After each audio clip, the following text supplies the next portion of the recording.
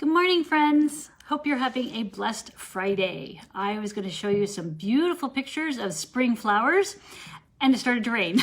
So I don't want to stand out in the rain. So sorry, you'll have to have maybe I have some little fake ones in the in the corner there. So anyway, what I wanted to share is Fridays I share what have I learned this week, and I learned something that was quite unique that I had actually not heard before. So this is really exciting. So pollen. Sometimes pollen can really bother us, and it bothers some people more than it does others. Why is that? That's the question. That's why I'm always asking why this, why that. So it's okay to, well, I'm aware that if we claim it a disease on ourselves, then we can actually manifest it. Okay. So it's really important not to say I have and label yourself. You can say I'm dealing with, or I'm working on certain symptoms, but there's a lot about that, labeling it and claiming it and stuff like that. So be aware of that. So anyway, I don't have pollen issues. I've never said I have, and I really don't. And but my husband has had some, and so I've learned more about how pollen works and those kind of symptoms and things like that. So what I want to say is that you can have an issue with pollens because of many different reasons. So one could be a family history, could be the area that you live in. And then that family history or a family trauma or a trauma that you've had during that time when there was pollen can also impact you. So that's something else. Bug bites during pollen season can bother you. Or just any other time. Mold in the environment can impact you. And so you're actually, you're dealing with the pollen, but it's actually a mold that's underneath that's making you more sensitive. It could also be chemicals. So you think about pollens come in the summer, maybe or spring, when they're also putting down, fertilizers and pesticides and things like that. So it may be a combination kind of field. So there's lots of different ways on why we may react to pollen or get a drippy nose and things like that. So I want you to be aware of that. It's kind of a bigger field than just pollen. All right, I've had little notes here.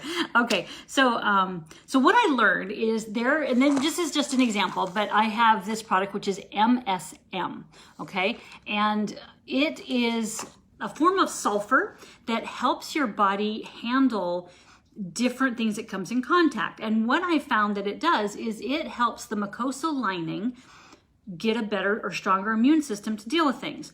What's the mucosal lining? That's anything in your nose, anything in your mouth. It's basically the internal skin of your body. So when you take MSM, you are able to make that more resilient towards what you come in contact with. And you think about all the things we breathe in or eat and things like that can be irritants to our body. And so that helps protect it and not be so sensitive to it. So that is what I learned. Now, it's important to use the kind of MSM that is a powder form, or to use it as like a capsule. But if you have what they call veggie tabs, where they're pushed together and it's like a hard thing, that makes it inert. So it's not really a good product for you. So just to let you know. All right. So what I found by muscle testing is that my husband needs to have MSM January, February, April, and March. I need to have it February, March, and April, and my son needs to take it March and April. And so that's the kind of fun things that, we don't have to take it all year round because we don't have pollens or maybe we need it sometimes for something else. But for this particular thing in dealing with pollen, that may be an issue.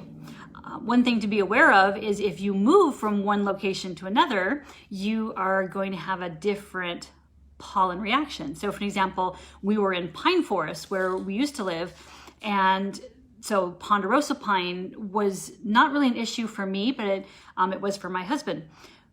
He grew up in San Diego, and so when we moved to Louisiana, those areas are kind of the same, and so there were certain pollens that he reacted to that I hadn't seen him react to before because that same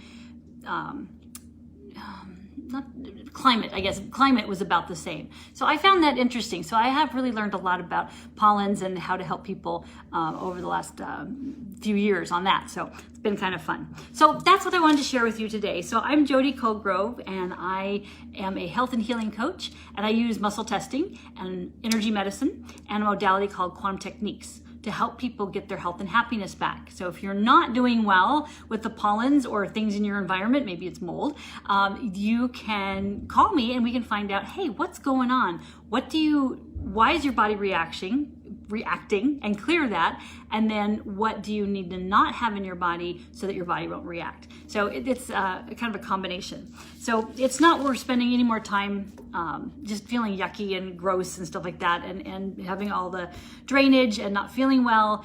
There is a way that you can get through that and solve the issue. I've just touched on a little bit of the top of the iceberg here. There's something called, and I always mess up the name, microtumorism, which is a very interesting subject, and I have lots of information on that one. So there are more ways to help you get your health and happiness back. So one thing you can do is you can join my Facebook group, Health Puzzle Academy, and I share a lot more information about health and happiness there, and we have deeper discussions. And then once a month, I also do a Zoom meeting about deeper health issues. And so that would be something to join too. So if you're interested or you have a question about what we've talked about today, leave your information below and I can send you a link to the Zoom meeting. And then I can also answer whatever question you have. So hope you have a blessed rest of the day. And I hope that information I learned this week will help you have a better life. Blessings.